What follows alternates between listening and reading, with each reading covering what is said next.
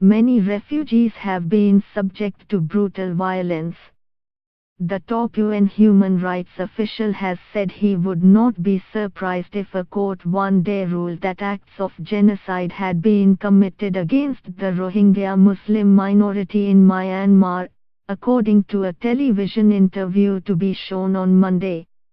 UN High Commissioner for Human Rights Zeid Al Hussein told the BBC that attacks on the Rohingya had been well thought out and planned, and he had asked Myanmar's leader Aung San Suu Kyi to do more to stop the military action.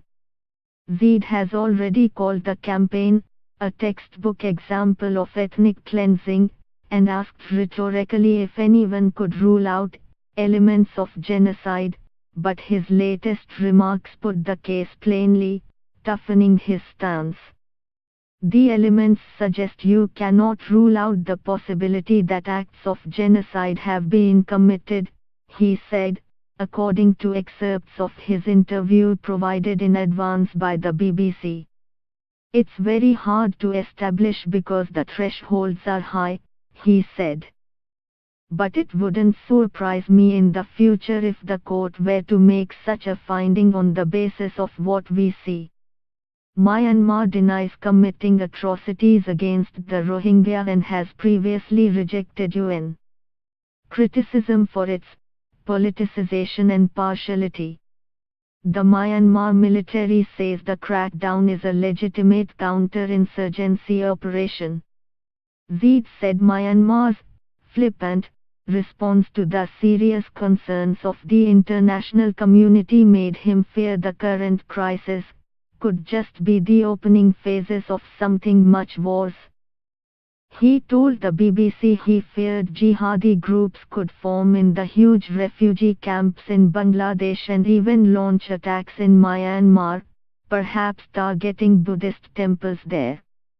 He did not say, in the excerpts provided, which court could prosecute suspected atrocities. Myanmar is not a member of the International Criminal Court, so referral to that court could be done only by the UN Security Council, but Myanmar's ally China could veto such a referral. The United Nations defines genocide as acts meant to destroy a national, ethnic, racial or religious group in whole or in part. Such a designation is rare under international law, but has been used in contexts including Bosnia, Sudan and an Islamic State campaign against the Yazidi communities in Iraq and Syria.